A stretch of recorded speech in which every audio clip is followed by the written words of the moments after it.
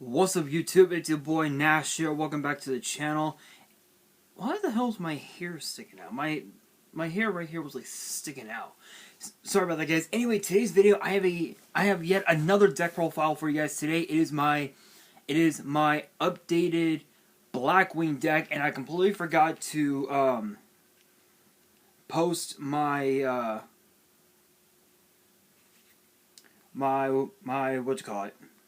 my Dark World deck on my Instagram, so I'm going to do that right here, right now. But while I'm doing that, what's cool about this Blackwing deck is that it's pretty much similar to the last build I had.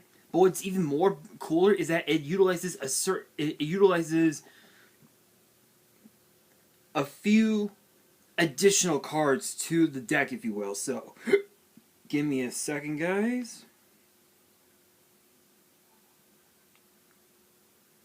And now go to deck editor on my phone. Dark World.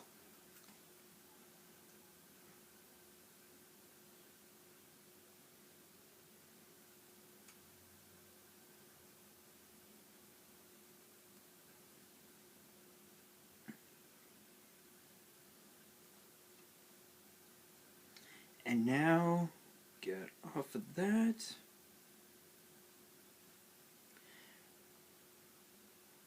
Now let's see if I can get it posted. Oh, yes I can. Cool. So give me a second, guys. I'm actually posting it right now. I'm actually getting ready to post it right now. Hang on, guys.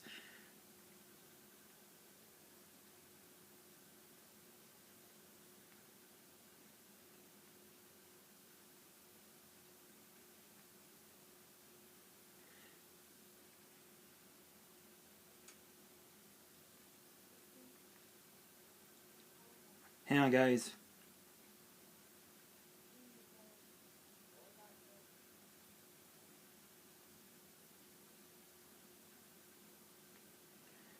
Give me 1 second, guys.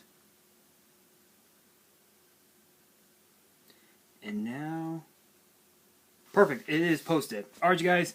So, the photo's now been posted on my Instagram. I completely forgot to actually post it, so I do humbly apologize. But this is a much more different version of the last one, of the last deck that I built. But it's so much better when you really think about it, with the addition of the new card Wing Requital from Brothers of Legend, and even also an additional and even also the Raid Raptor package. It is so good, and the side deck is just as broken. So I'm not gonna waste any time. I'm gonna dive straight into the deck profile. And if you guys do enjoy the deck profile, and you guys want to see more in the future, make sure you guys subscribe to the channel, give this video a thumbs up, and make sure you guys follow me on Twitter and on Instagram. All of the links will be in the description below. And if you guys have any family you want to send me, want me to open up on the channel, you can send it through the address in the description as well. And yeah, let's just get straight into it. Kicking it off, obviously with 2 copies of Blackwing Simone, the Poison Wind. This card is basically your searcher for Black Whirlwind. This card is just basically that. So the effect reads: if you control no monsters and have this card in your hand, you can banish one of the Blackwing monster from your hand, place 1 Black Whirlwind from your deck face up in your spell trap zone, then either send this card to the grave, or immediately after this effect resolves, normal summon it without tributing. You cannot special summon monsters from the extra deck for the rest of the turn except dark monsters. You can only use this effect once per turn. During the end phase, send the Black Whirlwind placed by this effect to the grave, and if you do, take 1,000 damage. So obviously, yes, you are being dealt 1,000 points of damage, but if you're able, but if you can open your hand with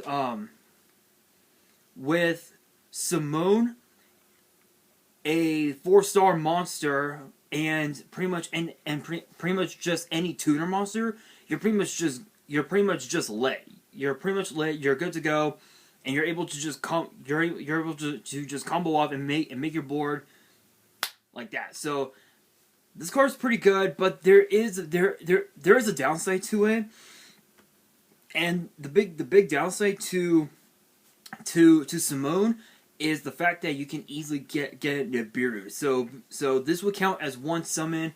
Then you have another normal summon that would be 2, plus a special summon that's 3, a synchro summon that's 4, and then if you go into a 5th summon, there you go. It's pretty much done. But still, this is an awesome card to use in this format. Next up, we have 3 copies of Chris the Crack of Dawn. This is by far one of the most broken cards in the game. So its effect reads, if you control a Blackwing monster other than Blackwing Chris the Crack of Dawn, which is obviously this card, you can special summon this card from your hand. You can only special summon this card once per turn this way. Once per turn, this card cannot be destroyed by spell or trap effects. So this card can easily out cards like Dark Hall, Regeki, and even also evenly match as well as Bottomless Trap Hole, which is just really good. And plus two, it's a way for you to spam your board with a bunch of with a bunch of monsters, which is just absolutely insane. Then of course we got 3 copies of the most staple card of the deck, Bora the Spear. This is a really old card, but it's still so good. It can deal piercing right off the bat, which is absolutely absurd. And plus 2, you have 2 rank 4s in the form of Raider's Knight and Ray Raptor Force Strix, which can help you go into either your Arc Rebellion Exceeds Dragon or Cyber Dragon Infinity, which is just absolutely absurd. Plus you got a pretty decent amount of Blackwing Synchro monsters, which is insane. And cards like Chris the Crack of Dawn and Bora the Spear can just easily help you go into them with the right tuner monster, which is really cool. Then of course we got the 1 copy of Zephyros the Elite. This is only a 1-of. I know people will say that it's better as a 2. Those are what we call newbies. Those are what we call noobs in the community. And by the way, shout outs to Starbucks for the coffee. Not sponsored, just love their coffee. Anyway, Truth be told, Zephyros is more of a 1-of because the effect is it says once per duel. It says if this card is in your grave, you can return 1 face-up card you control to the hand, special summon this card, and if you do, take 400 damage. You can only use this effect once per duel. So that's it.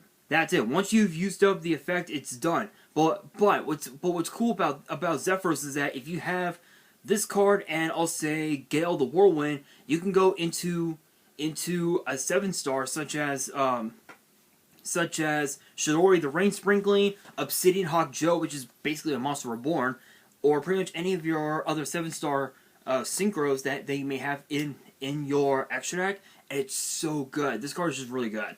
Then of course we have 2 copies of Oster the Southwind. This is basically a combo, what's known as a combo continuer. So if you have Blackwing Full Armor Master on the field, and Oster the Southwind is in your graveyard, you trigger Oster's effect, you banish it, you target one of your opponent's monsters, that monster gains a feather counter, and then Full Armor Master becomes basically a snatch steal to that monster, which is absolutely absurd. But it also has another effect as well. It actually has a couple of effects. Cannot be special summoned. When this card is normal summon, you can target one of your banished level 4 or lower Blackwing monsters, special summon it in defense. You can banish this card from the grave to activate one of the following effects. Place black feather counters on one Blackwing dragon you control, equal to the number of cards your opponent controls, or place a wedge counter on each face-up monster your opponent controls that does not have one. So this basically acts as a... So Full Armor Master acts as a snatch steal, and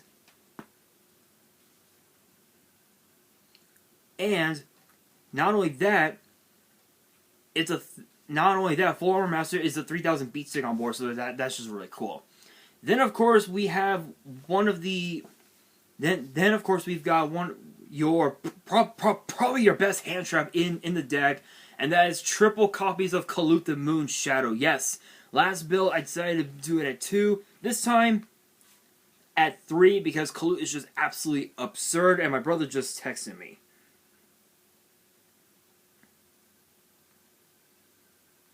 Hang on, guys. My brother just texted me for just out of the blue. But that's just him. That's just him. He does that a lot. My deepest apologies, guys. Anyway, Kalut the Moon Shadow is just absolutely absurd. This is your hand trap.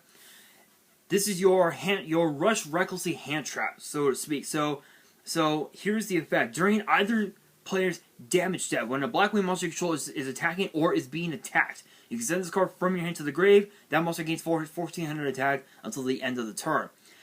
This is not a once per turn. It's not a once per turn. I mean, you can use all 3 Kaluts in your hand. Like, if you have all 3 Kaluts in your hand, you can use all 3 in the exact same turn, which is just absurd. So let's see. So let's see, 1400 times 3. That's 4200 point. That's an additional 4200 attack on one of your Blackwings, which could be, I'll say, your Full Armor Master. So plus it's 3k, 7200, almost 8000 damage. That probably would be about almost 8,000 damage, which is just absurd.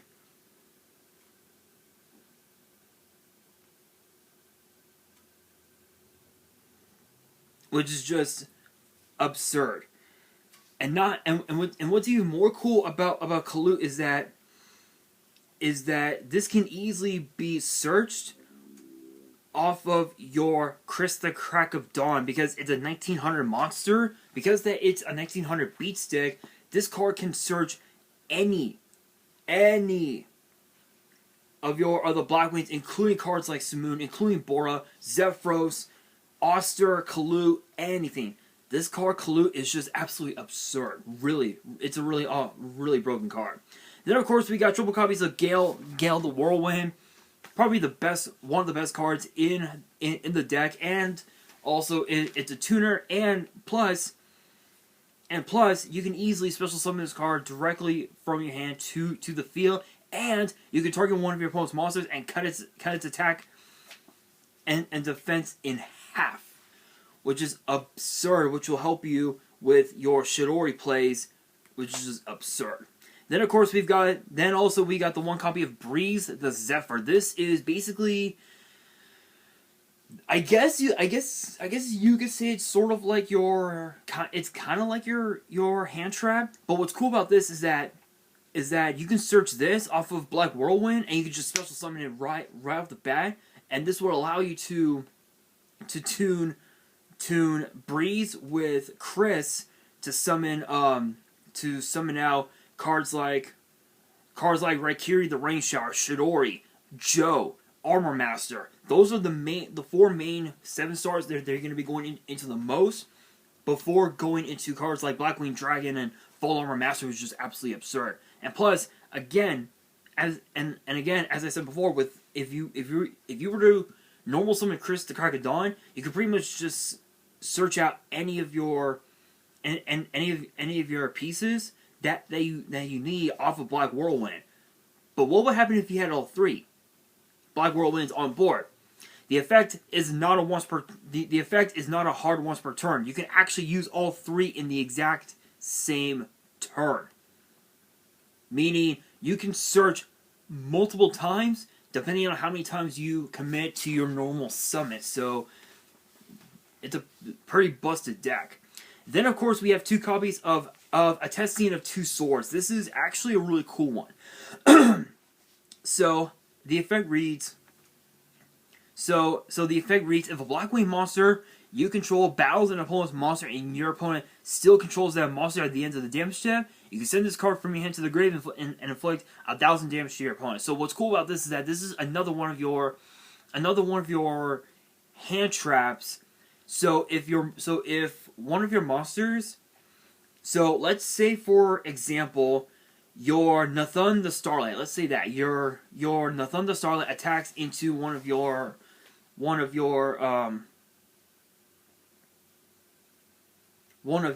opponent's monsters, and that monster had the effect of cannot be destroyed in battle. A Tessian will trigger. You send it to your graveyard, and your opponent takes 1,000 damage. So it's a pretty cool effect. What's the biggest downside? Call by the grave. So you have basically, you have quite a few hand traps, but a Tessian is so good, especially for ending games. So if your opponent has 1,000 or less, this card just pretty much wins you the game easily.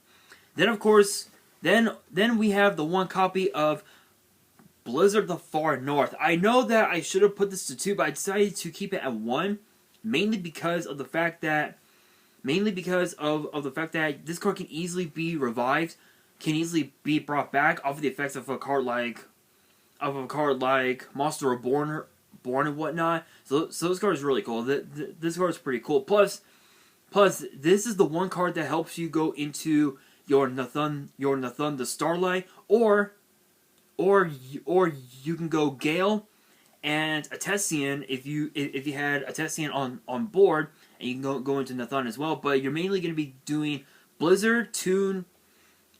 You're mainly going to be doing Blizzard tune with Bora to summon Nathan, and Nathan would basically just give you your second normal summon of the whole turn, which is really cool. Then of course we got 2 copies of Harmattan the Dust. This is basically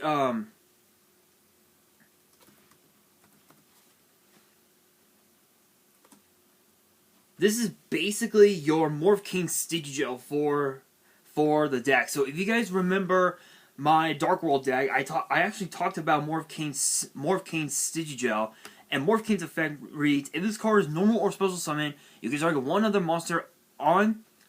face-up monster on the field. You cannot special summon monsters from the extra deck except Synchro monsters. Also for the rest of the turn, also change this card's level to the level of that target, and if you do, gain life points equal to that target's level times 200. During your main phase, you can special summon a fiend with a level lower than this card from your hand. You can only use this effect once per turn. Harmattan's effect is a bit different compared to Morph King, because Harmattan's effect reads: if you control a Blackwing monster other than this card, you can special summon this card from your hand. You can only special summon this card once per turn this way. When this card is normal special summon, you can target one other Blackwing monster you control, increase this card's level by that monster. So they're basically the same, but this one acts as a Cyber Dragon. So a lot of these Blackwing monsters, such as Chris the Carcadon, Bora, Gale, Breeze, even also Harmattan the Dust, and Oroshi all act as a Cyber Dragon. So it's as if you got like 3, 6, 9, 10, 12, 13 Cyber Dragons in your deck, which is absolutely absurd. And this card is another really good way for you to go into cards like Nathan and Hawk Joe. It's a really, really good card. Then of course we actually have our Foolish Burial target, which is Vayu the Emblem of Honor. This is the only one. You're only running one copy in this deck because its effect works. Its tuning ability, can't even say the word, capabilities work when it's in the graveyard. So its effect reads: this face-up card on the field cannot be used as synchro material. If this card is in the graveyard, you can target one non-tuner Blackwing monster in your grave, banish both this card and that target, and if you do special summon a Blackwing Synchro from your extra deck, whose level equals the total levels of the banished monsters, but its effects are negated. What would be the one card that you would go into the most? Silverwind the Ascendant. Silverwind the Ascendant, its effect is like not even that good. But I'll explain what he can do once I go into the extra deck. But yeah, again, this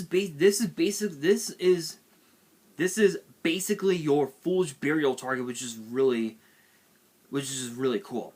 Then to round up the Blackwing monsters, we got Oroshi the Squall, 1 copy.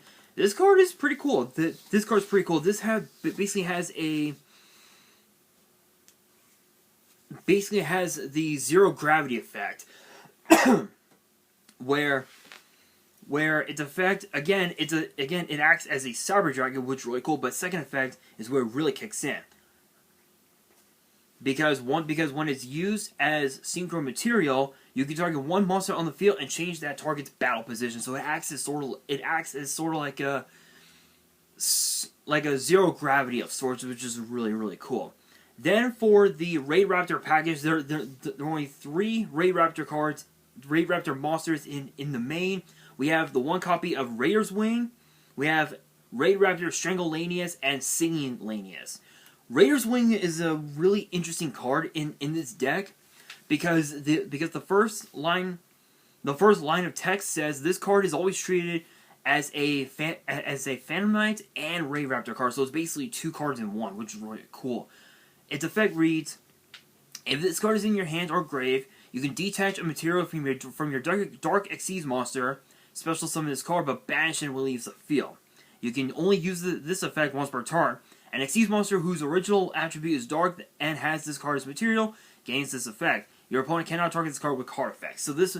So if you were to use this to summon out your I'll say your Raiders Knight to go into your Arc Rebellion. Arc Rebellion basically gets protected, excuse me, by the effect of Raider's Wing, which is really cool. And not only that, Arc Rebellion has a really interesting effect, but I'll explain that once we go into the extra deck. Then for Strangolanius, this is kind of a strange card, to be honest. So its effect reads: if you control a dark monster, you can special summon this card from your hand. Also, you cannot special summon monsters for the rest of the turn except dark monsters. All of your monsters are dark, so you're pretty much lit. If you control an Xyz monster with a Dark Xyz monster material, you can target a level 4 or lower Raid Raptor monster in your grave, special summon it, but its effects are negated. You can only use each effect once per turn. So basically, this acts as sort of like another Cyber Dragon, but it also acts as a monster reborn as well. So if you have Arc Rebellion Xyz Dragon and you instantly detach, I'll say Raider's Wing, you can actually resummon this card from your you can actually resummon the Raider's Wing from your graveyard and overlay them to summon out 4 Strix, which would then help you go into even more of your Blackwing plays to help you go into cards like Rikiri the Rain Shower, Shidori the Rain Sprinkling, which I'll explain Rikiri here in a second. But this card's actually pretty cool. And then last but not least of the monsters, we got Raid Raptor Singing Lanius. This is basically your Cyber Dragon. Not much to say about that. So the effect reads: if you control a face-up Xyz monster, you can special summon this card from your hand, and you can only special summon it once per turn this way. That's it. That's pretty much it. That's pretty much it for the monsters. Moving on into the spells. For the spells, we have 2 copies of Allure of Darkness. The reason why I kept this at 2 is because you really don't want to banish your cards all that much, because you're gonna be banishing your cards anyway off of the effects of Oster the Southwind and Vayu the Emblem of Honor when they're both in the graveyard. So even though yes this is a pot of greed, the biggest downside is that you have to banish one of your darks, and it's not the best. It's not the best option, especially when you need all the cards in your hand anyway. But if you're able to get the cards you need, it might not be so bad. Then of course we got three copies of the brand new card Wing, Requital, This is an absolute house. Because its effect reads, if all monsters you control are winged beast monsters and you control at least 2 monsters with different original names, pay 600 life points, draw 2 cards. It's a pot of greed. It's basically... So it's as if you have 5 pot of greeds in the 2 allures and the 3 requittals, which is insane. Then, of course, we got the 1 copy of Soul Shape Force. Rank of Magic Soul Shape Force. 4 Strix in the graveyard? Not to worry. Resummon 4 Strix. What do you go into? Cyber Dragon Infinity. Once you have enough materials on Infinity, what do? Go into Zeus. Not much else to say about that. Then, of course, we got the Foolish Burial again to target value the Emblem of Honor if you do not have value in your hand. If you have it in your hand, it's pretty much a brick. Pretty much. Then, of course, we got the 1 Monster Reborn, because you gotta run Monster Reborn. The 1 Called by the Grave. I still don't know why Konami decided to keep this at 1 with this upcoming ban list, which I think is bullshit. But it is what it is. And then to round out the spells, we got triple Black Whirlwind, because it is basically your Rhoda for the deck. Moving on into the traps, we got pretty much the same traps that I had in the last build, but a little bit different. We have 2 copies of Delta Anti-Reverse, 2 Black Sonic, and a Solemn Warning. Delta Anti-Reverse focuses mainly on the set spell, on the set back row, where as opposed to Black Sonic, it focuses on your opponent's monster. So it acts as sort of like a Dark Mirror Force of sorts, which is real not a Dark Mirror Force. I want to which one is it?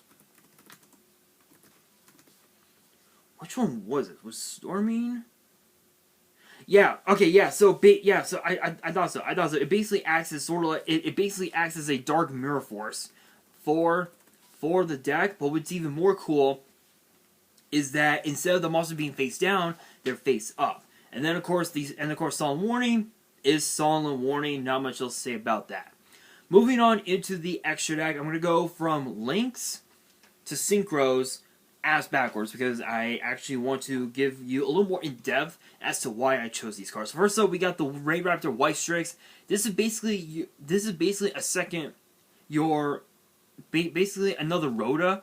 But what's even more cool about this is that you can actually just special summon one of your Dark Wing Beast monsters from your deck in defense with the effects negated. Does it even matter? No, it doesn't. It really doesn't, because you're going to be going into your synchro plays anyway, and this card basically just helps enables it. And not only that, but because that you're gonna have 4 Strix on board anyway. Once you've triggered 4 Strix's effect, White Strix's effect will then trigger again. But instead of targeting, instead of special summoning, you're going to be searching out your rank of magic soul shape force, and you're going to be sending it face down, which would then allow you to go for like a tribute summon or something like that, and that's when soul shape force triggers, where yes, you do have to pay half your life points, but if you're able to create your board where your opponent can't essentially can't play any form of Yu-Gi-Oh, you're pretty much just lit. And White Strix is the best, and the White Strix 4 Strix combo is the best way to go. And of course too, with White Strix, this basically acts as sort of like another Black Whirlwind of sorts, which is really cool, but only for the 4-star monsters.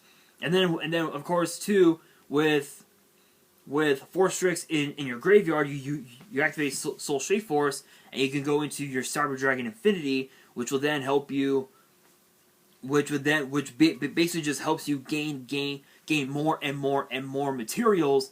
And so the more materials you gain, the more board wipes you'll have for Zeus, because Zeus requires 2 materials to utilize its board wipe effect, which is just insane.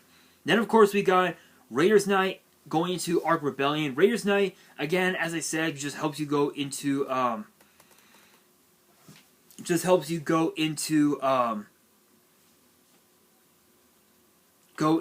your Arc Rebellion Exceeds Dragon, but there is a downside to it, and I'll read it off right now. I'll read off its effect. This card is always treated as a Phantom Knight and Ray Raptor card. You can detach a material from his card. Special summon from your extra deck one the Phantom Knights, Ray Raptor, or Exceeds Dragon Exceeds monster that has a rank higher or lower than this card. By using this face-up card, you control it as material, but destroy during the opponent's next end phase. This is treated as an Exceed summon, transfers materials to the summoned monster. You can only use this effect once per turn. Yes, you do have to destroy during the end phase, but what's cool about Arc Rebellion is the fact that it gains attack, and it can easily help you win games automatically. So its effect reads: this Exceed Summon card cannot be destroyed by card effects. You can detach one material from this card. This card gains attack equal to the total original attack of all other monsters in the field. Then this card has a Dark Exceeds monster as material. Negate the effects of all face-up monsters in the field. After this effect resolves, you cannot declare attacks with other monsters for the rest of the turn. You can only use this effect once per turn. So, again, this Exceed Summon card cannot be destroyed by card effects, meaning Raiders Knight's destruction effect does not trigger. It will not trigger. I did some extensive test playing with this deck. It does not get destroyed as far as what I've seen. But this card basically just helps you win games, as does Zeus. Zeus is basically a board wipe. Arc Rebellion is basically a way to just OTK your opponent right off the bat. Especially if this card's attack goes up to like over 10k or something like that. That's a house. That is a house. And then of course again the Zeus. Not much else to say about Zeus. Moving on into the Synchros, there are 9 of them in this deck, which is just insane. First up, we got the one copy of Nathan the Starlight. This card, basically, hang on guys.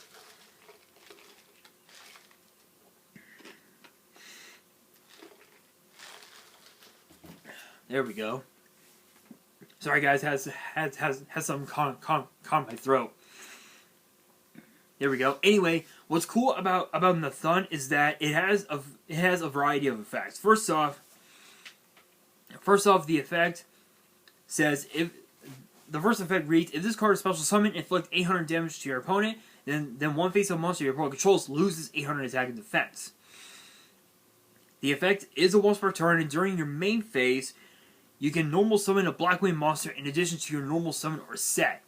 And this actually is good because this helps you with your black whirlwind combo to help you go into even more of your single plays, which is really cool. Then of course we got Blackwing Armor Master. We got the original him. We got the OG himself. This one is basically, and it's an OG. Cannot be destroyed in battle. You take no battle damage from attacks involving this card. So pretty much similar to Yubel. It's similar to Yubel, but it has better effects than Yubel, especially by today's standards. I know that I'm talking shit about one of my favorite cards, but for a deck like this card, Armor Master is so good. At the end of the damage step, if this card attacked a monster, you can place one wedge counter on that monster, max 1. You can remove all wedge counters from your opponent's monsters. The attack and defense of those monsters that have wedge counters becomes 0 until the end of the turn. This basically helps you win games. This card will help you win games off of your Arc Rebellion Exceeds Dragon. So you could just so this also helps with Auster the Southwind. So if you use Auster to summon full Armor Master, you can easily trigger Auster's effect, place wedge counters on all of your opponent's monsters, activate activate Armor Master's effect, detach, and then just remove those wedge counters. All of your opponent's monsters become 0 attack, and you have game. You instantly have game. This card is just insane. Then of course we got the one copy of Obsidian Hawk Joe. This basically, just to summarize what the card does, this basically acts as a Monster Reborn. So it says you can target one level 5 or higher wing-based monster in your grave, special summon it. When your opponent activates a card or effect that targets only this card, or when your opponent targets this card for an attack as a quick effect, you can target one of the Blackwing monster you control that would be an appropriate target.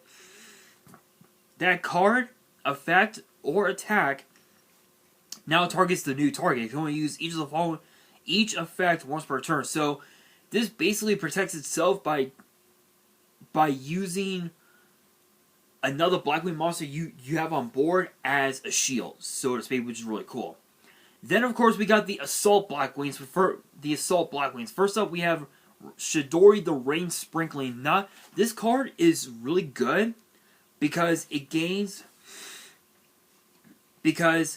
when you use a Blackwing monster as material to summon this card becomes a tuner monster, which would help you go into your full Armor Master if need be. And it also has another effect where it gains 300 attack for each Blackwing monster in your grave. So if you have, like, say 7 Blackwings, that's 2100. That's well over. I'd say that's about what close to 5,000 attack. That's actually pretty good. Close to 5k attack. That's pretty good. And what's even more cool about this card is that its last effect reads: when this card is destroyed and sent to the grave, you can target one wing beast synchro in your grave, accept this card, and summon it. So it acts as another Monster Reborn, which is really cool. Then we have Rikiri the Rain Shower. This is probably the weirdest card in the deck because its effect reads: if this card is synchro summoned using the Blackwing monster as material, it is treated as a tuner while face up on the field. Once per turn, you can target cards your opponent controls up to the number of Blackwing monsters you control and destroy them. So this basically acts as sort of like a Harpy's Feather Duster Raigeki, so to speak, which is not too shabby. It's not too shabby. The only downside is that its effects are nothing compared to Shidori, because Shidori is so much better than Rikiri. But if you're able to wipe your opponent's whole board just with Rikiri, you could potentially have game on board depending on what your board is, which is really cool. Then of course we got Blackwing Dragon. I mean, what can I say? If you're playing Blackwings, you might as well run Blackwing Dragon. This card basically can deal damage. So if you would take damage from a card effect, this card gains a Black Feather counter and it loses 700 attack for each counter on it. And then once per turn, you can actually remove all the counters on it. It regains its full power, and whatever damage and whatever amount of attack he regained, your opponent takes damage equal to that amount. So if it's 20, so if he lost all of his attack, your opponent gets dealt 2,800 damage, which is pretty cool. But still, you're mainly going to be using Blackwing Dragon just as a beat stick. So then of course we got Silverwind the Ascendant. This is the card that I had talked about with that is a target for Value the Emblem of Honor when it's in the graveyard. So its effect reads: when this card is synchro summoned, you can target up to 2 face-up monsters on the field with defense lower than this card's attack. Destroy those targets. You cannot conduct your battle phase the turn you activate this effect.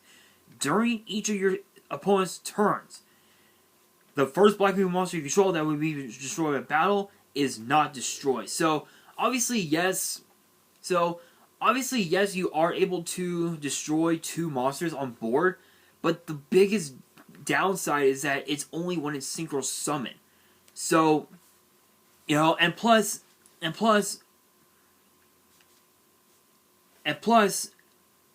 only your first Blackwing monster does not get destroyed in battle. Everyone else does. So that's the only downside. But it is a 2800 beast stick on board, so it's not too bad.